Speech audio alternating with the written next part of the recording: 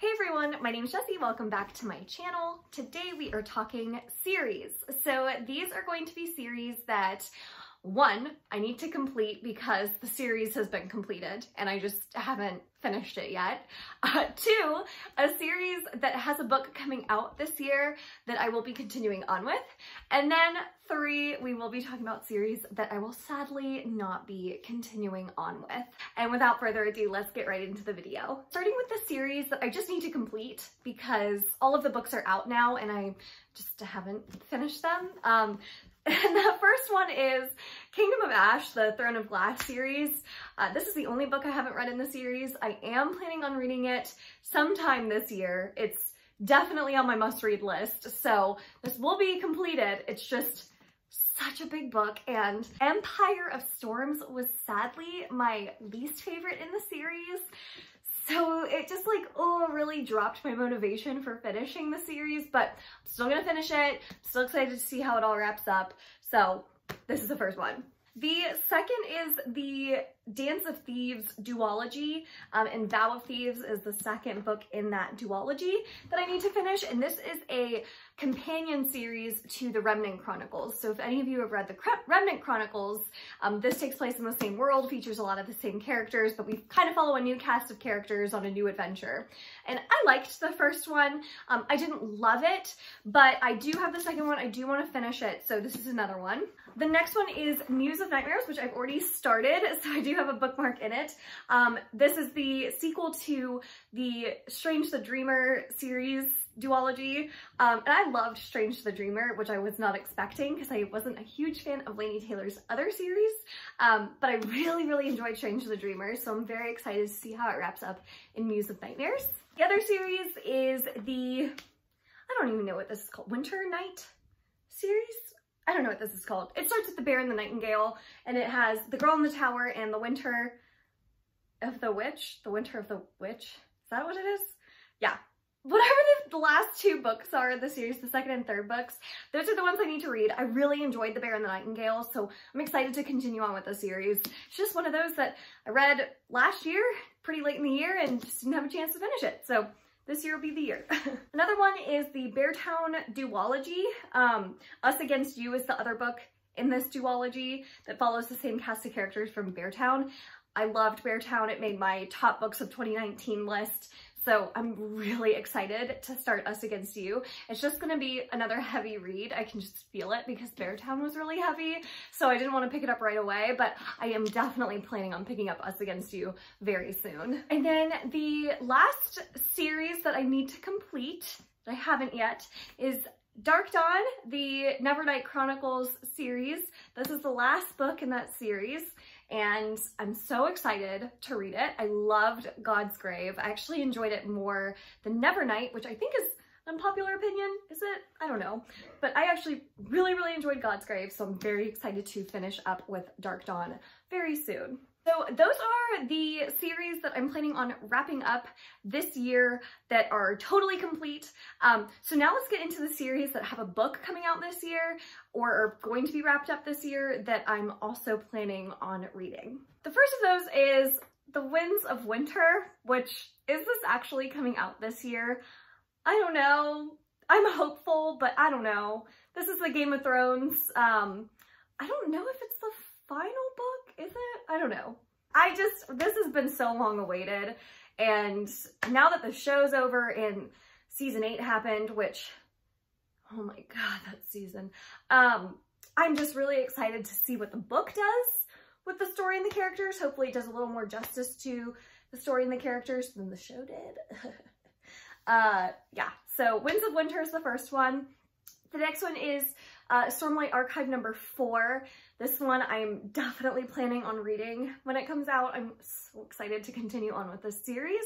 The other one is the Dreamer sequel. So this is the sequel to Call Down the Hawk by Maggie Stiefvater, which I read and enjoyed. It's kind of a spin-off series of the Raven cycle, starting with the Raven Boys, where we're following Ronan from that series, and he's kind of the main focus of this series. So I enjoyed Call Down the Hawk, so I'm excited to continue on with that. And then, of course, True Life by J. Kristoff is the third and final book in the Deviate series, which is right here on my shelf. I actually really enjoy this series. I don't see a lot of people enjoy it on BookTube. It's a sci-fi series by J. Kristoff that's more young adult, and I really enjoyed it. So I'm very excited to wrap up the series with True Life. So that is the final book that is coming out this year in the series that I've started and am looking forward to finishing.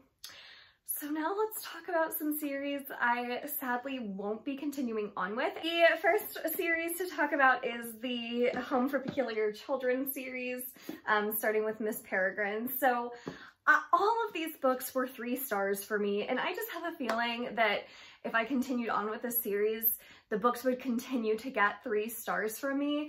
And I thought that this was supposed to be just a trilogy originally, and then he kept coming out with new books. So I don't even know if like they're supposed to be tied into this series or not. I don't know much about them, but yeah, I just wasn't crazy about this series. So I don't know that I really want to continue on with it. So let me know what you think of like the new ones that have come out and if they get a lot better, 'cause maybe. Next one is the Vengeance Road duology. There is one more book in this series called Retribution Rails, and I just read Vengeance Road this month, gave it 2 stars, wasn't a huge fan. It just it didn't do much for me. So I don't think I want to continue on with this and finish up the duology. Yeah, very unfortunate. The next one is the Spin the Don Duology. The next book is coming out this year, and I read this last year. I have a full review that I'll link down below that I did for this. I gave it 3 stars.